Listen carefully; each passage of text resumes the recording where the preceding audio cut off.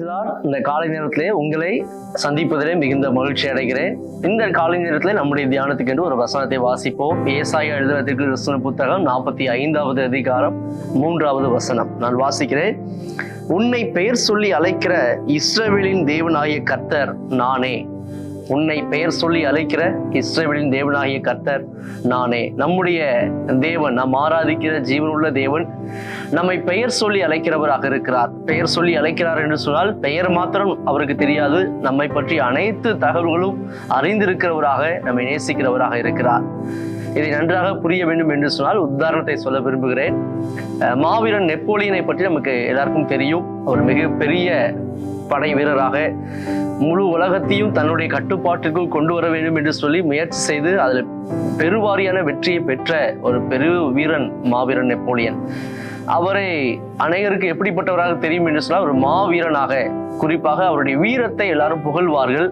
ஆனால் அவருக்கு இன்னொரு பக்கமும் இருக்கிறது, அவர் மக்கள் தலைவனாக இருந்தார். காரணம், அநேக நபர்கள் மாவீரன் நெப்போலியனை போல மாற வேண்டும் என்று சொல்லி விருப்பப்பட்டார்கள்.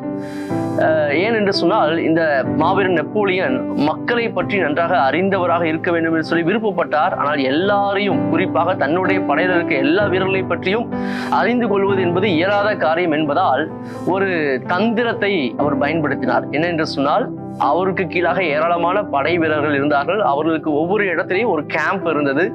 ஒவ்வொரு கேம்புக்கும் இவர் போய் விசிட் பண்ணும்போது அங்க இருக்கிற படை தலைவனை முதலாவது தனியாக அழைத்து கொண்டு போய் அந்த கேம்ப்ல இருக்கக்கூடிய எல்லா படை வீரர்களையும் யார் யாரெல்லாம் சிறப்பாக செயல்படுகிறார்கள் என்ற அந்த லிஸ்டை கேட்டு வாங்குவார்.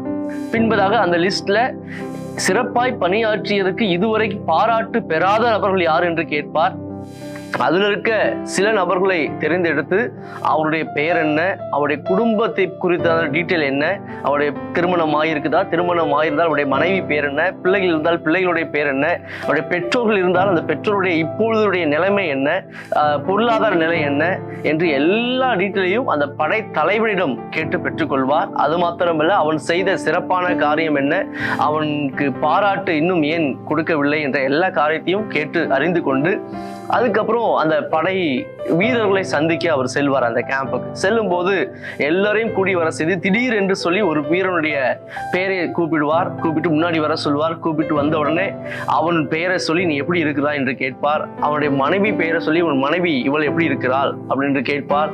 அடுத்து பிள்ளைகளை குறித்து உன் பிள்ளைகள் பெயர் தானே, இந்த வகுப்பு தானே படிக்கிறாங்க, அவங்க எப்படி இருக்கிறாங்கன்னு சொல்லி அந்த டீட்டெயிலை கேட்பார். அடுத்து வயதான பெற்றோர் இருப்பாங்கன்னு சொல்லி அந்த பெற்றோருடைய குறிப்பாக அவருடைய நோயை குறித்து கேள்வி கேட்பார். இப்பொழுது எப்படி இருக்கிறார் என்று சொல்லி எல்லா காரியங்களும் கேட்டுவிட்டு அவர் செய்த அந்த சிறப்பான காரியத்தையும் சொல்லி அவருக்கு பாராட்டு அந்த பேட்ஜையும் அவருடைய ஷர்ட்ல அணிவித்து விட்டு அவர் எல்லாருக்கும் முன்பதாக பாராட்டி விட்டு பரிசு பொருட்களையும் கொடுத்து விட்டு சென்று விடுவார். உடனே இதை பெற்றுக்கொண்ட அந்த படைவீரனுக்கு பயங்கரமான சந்தோஷம். என்னை பற்றி, என் குடும்பத்தை பற்றி எல்லா தகவலையும் மாவீரன் நெப்போலியன் அறிந்திருக்கிறார் என்று சொல்லி மிகுந்த சந்தோஷப்படுவார். அது மட்டும் இல்லாமல் அங்க இருக்க படைவீரர்கள் அனைவரும் ஒரு விஷயத்தை புரிந்து கொள்வார், என்னை பற்றியும் அவருக்கு தெரியும், என்னை பற்றி அனைத்து தகவலையும் அவர் அறிந்திருக்கிறார் என்று சொல்ல நம்பிக்கை அவருக்குள்ள உண்டாகும். எனவேதான் அவர் மக்கள் தலைவனாக போற்றப்பட்டார். பாருங்கள்,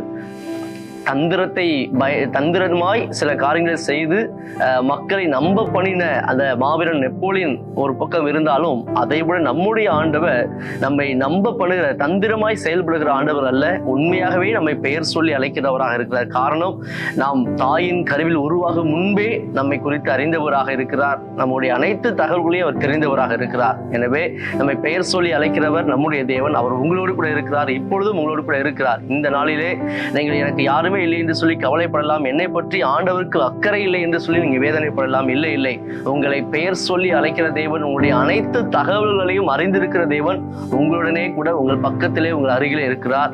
அவர் உங்கள் பெயர் சொல்லி அழைத்து சும்மா இருக்க மாட்டார். உங்களுடைய பிரச்சனைகளை தீர்ப்பார், உங்களுடைய தனிமை உணர்வுகளை மாற்றுவார், உங்களுடைய எல்லா தேவைகளையும் சந்திப்பார். எந்தெந்த இடத்துல உங்களுக்கு உதவி தேவைப்படுகிறதோ அந்த காரியத்திலே நிச்சயமாக உதவி செய்து உங்களை உயர்த்த ஒரு வல்லமையுள்ளவராக இருக்கிறார். எனவே எதற்கும் சோர்ந்து விடாதீர்கள். என்னுடைய தேவன், என்னை பெயர் சொல்லி அழைக்கிற தேவன், அவர் என்னோடு கூட இருக்கிறார் என்ற தைரியத்தோடு, விசுவாசத்தோடு இருப்போம். நிச்சயமாய் கர்த்தர் உங்களை ஆசீர்வதிப்பார். கண்களை மூடி ஜெபம் பண்ணுவோம்.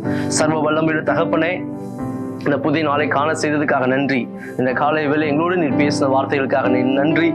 நீர் ஆண்டவரே எங்களை பெயர் சொல்லி அழைக்கிறவராக, எங்களுடைய வாழ்க்கைகளுக்கு அனைத்து காரியங்களையும் நன்றாய் அறிந்திருக்கிறவராக, சிறப்பான பாதையில எங்களை அழைத்து செல்ல வல்லவராய் இருப்பதற்காக நன்றி. இந்த வார்த்தை கேட்கிற ஒவ்வொருவரையும் ஆசீர்வதிங்க. நீர் கூட இருக்கிறீர் என்ற தைரியத்தையும் நம்பிக்கையும் கர்த்தர் இன்னும் அதிகமாய் தந்தருளுவீராக. உமக்கே மகிமை உண்டாகட்டும். இயேசுவின் நாமத்தில் ஜெபிக்கிறோம் நல்ல பிதாவே. ஆமென். ஆமென். Thank you. God bless you.